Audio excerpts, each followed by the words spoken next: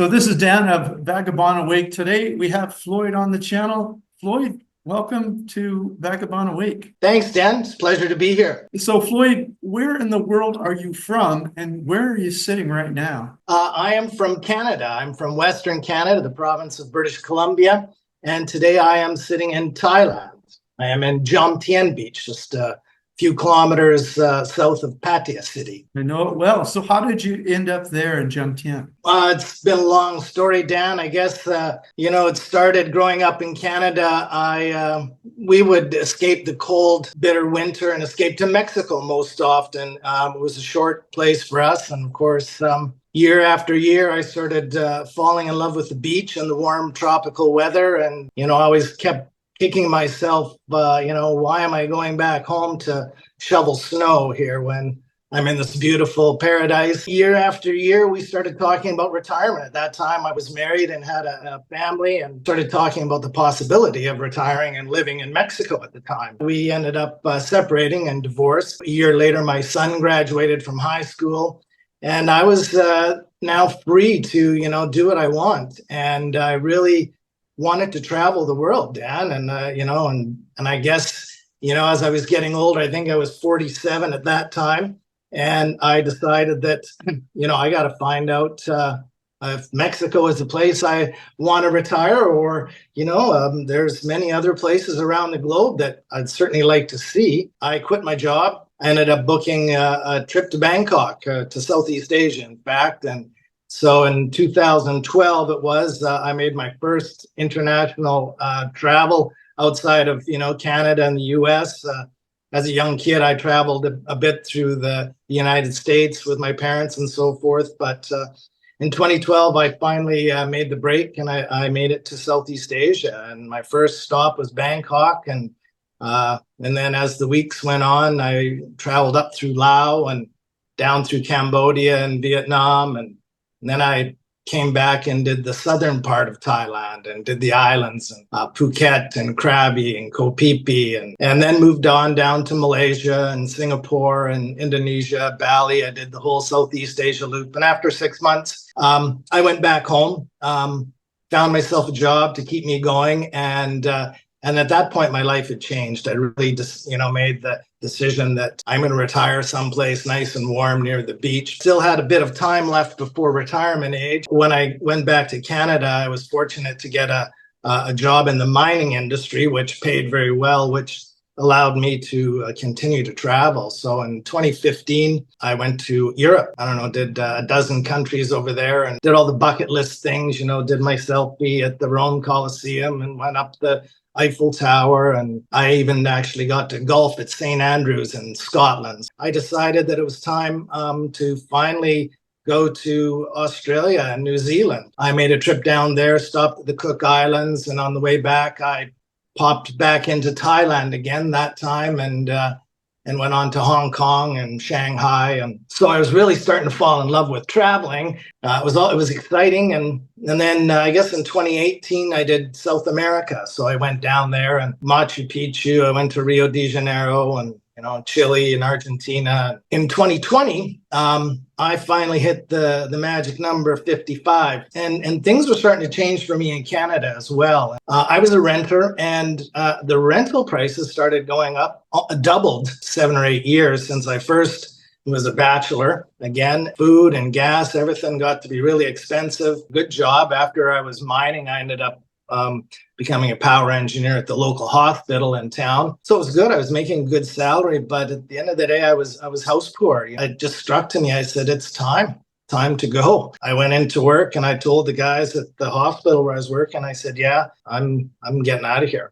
And nobody really believed me at the time. And what I found was that there were YouTube bloggers out there who also loved to travel the world and who were actually, people were making a living blogging and traveling. And I said, oh my God, that's my dream. Like, where have I been? I only thought YouTube was for, how to change the starter in your car or how to change the screen on your computer, laptop or something. And I really opened my eyes up to, the possibilities of YouTube. And then, of course, the power of YouTube, the information. And, that's when I started following your channel, Dan, and many more people. And when this video is over, I'll put a video in the upper right-hand corner of the screen that'll teach you how I made 104,000 last year on YouTube.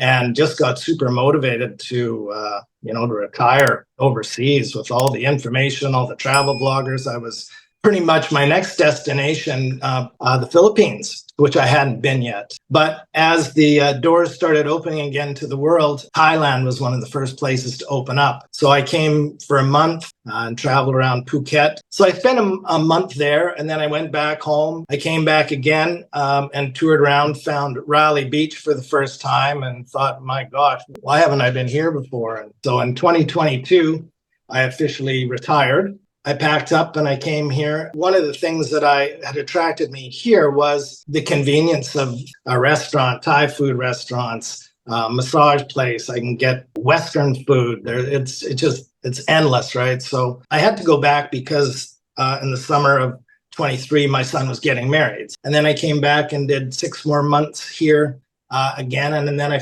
last year is when I found Jomtien. Pathia's got a bit of a bad rap, but Jomtien's just far enough away with even more convenience than I was just going on before. I mean, the variety it's here, right? There's so many activities to do here. The beach is endless. We just had the great big the Jet Ski World Cup competition here last weekend. The weekend before was the Jazz Festival. The weekend before was the Fireworks Festival, and it just goes on and on every week here, the major events. So I've really found my place. Started in 2012 with a dream, and now I found myself just 100 meters from the beach right now, and in a nice, beautiful little quiet neighborhood. And I'm loving life. Well, that's such a great introduction to Floyd, and what your background is extensive.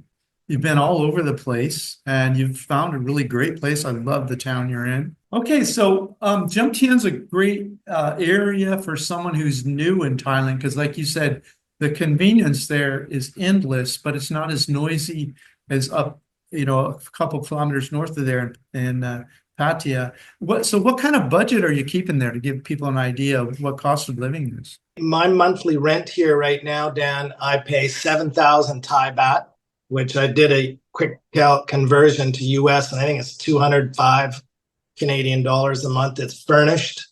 It's a studio condo.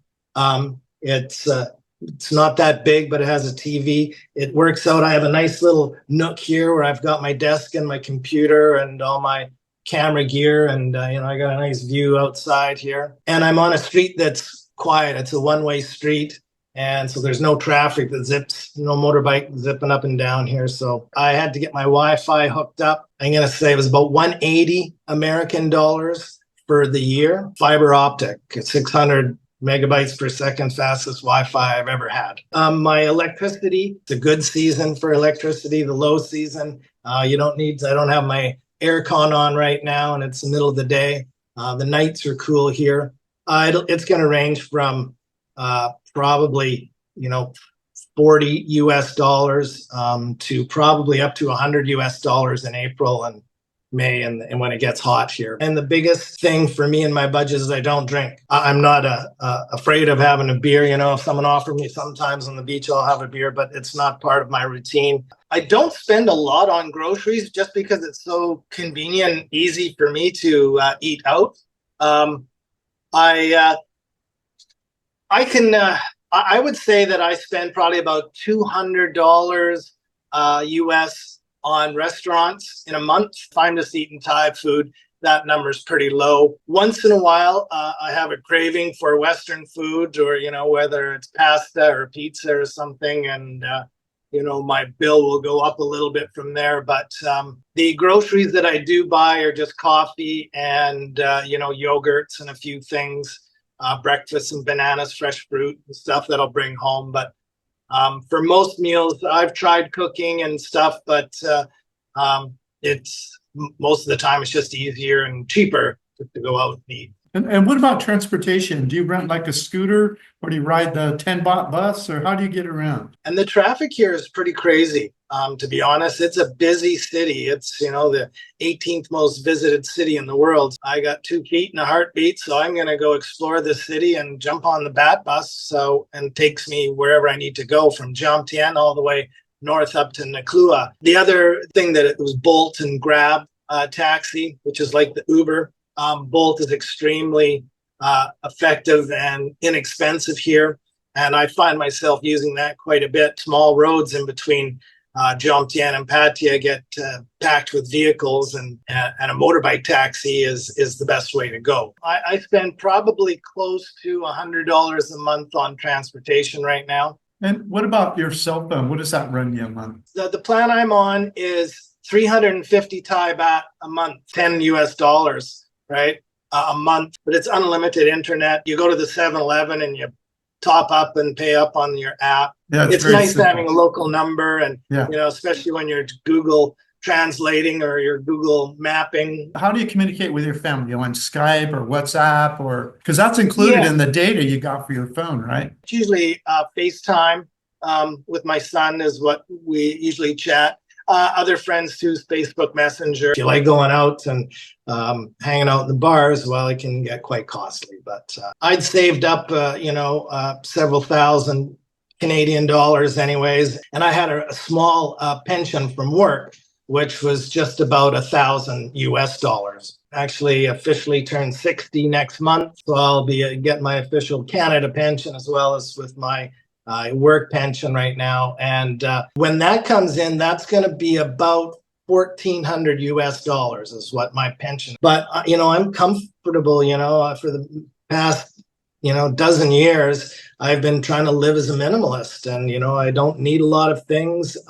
I love Thai food. And as you know, Dan, here, I can walk 50 meters and get, Thai food for, $1.50 American, $2 if I want to have a drink with it. And one of my favorite restaurants here, I'm not ashamed to say it's a 7-Eleven, right? I get some of the best deals there for $1.50, and it's like I'm ashamed that I go buy these little frozen pad krapao or Penang curry, throw them in my freezer, and I can eat them. Microwave in 3 minutes at 2 a.m. or whenever I get up or whenever I roll about. So. Yeah, that's one of the things that Chung really loves when we're in Thailand. She loves the food at the 7-Eleven. And being from the US, myself and you from Canada, and you've been to the US, the 7-Eleven doesn't stock the same food in the West as it does in Thailand. They have all these meals you can eat there, and different. So and they'll cook it for you.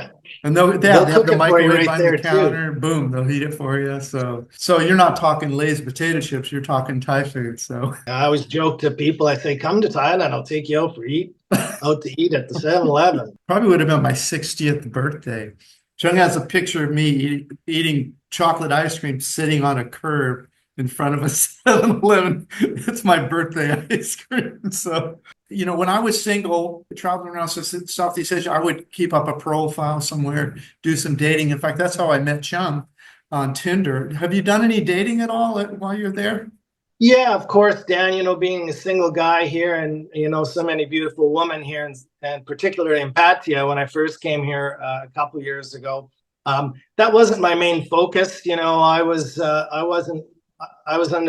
My philosophy was don't look for love, just do what you love doing and love will find you. Yeah, so I went out and started meeting people and found ladies that were interested in relationships and, that weren't just bar girls. And of course, I went to the bars as well, and I like to play pool a lot. So, the traditional Thai women are different than the women here in Pattaya who are more accustomed to Western customs and expectations and higher budgets. And I tell people, if you want Western food here, expect to, pay, 5 times as much as a regular. That's true.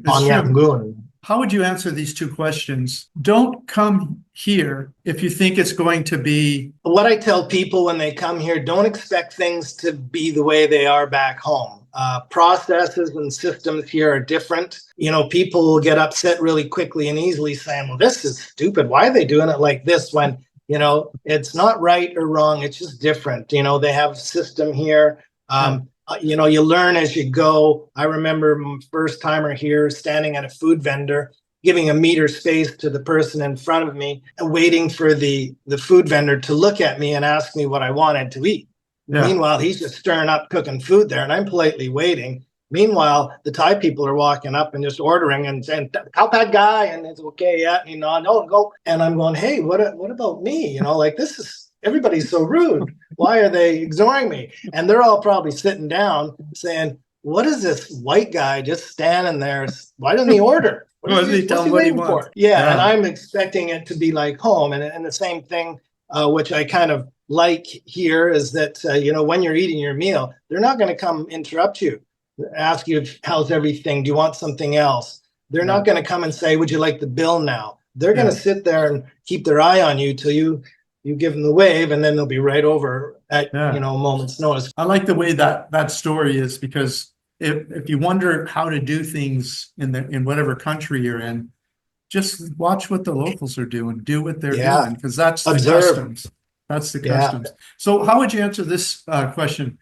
Do come here if you want. Do come here if you want to really experience something new and different. Come here if you have an open mind. One of the things I love about 𝗙𝗢 and Jomtien particularly is that everybody is welcome here. It doesn't matter what genre, race, sexual orientation, or you are. Everybody is welcome here. So if come here if you're really open to a new experience and not up with a bunch of expectations of what you want to, because come here with an open mind, ready to, my philosophy has always been just to walk and let the world pull you along. There's a lot of debate online about, oh, you need this much per month, you need that much per month.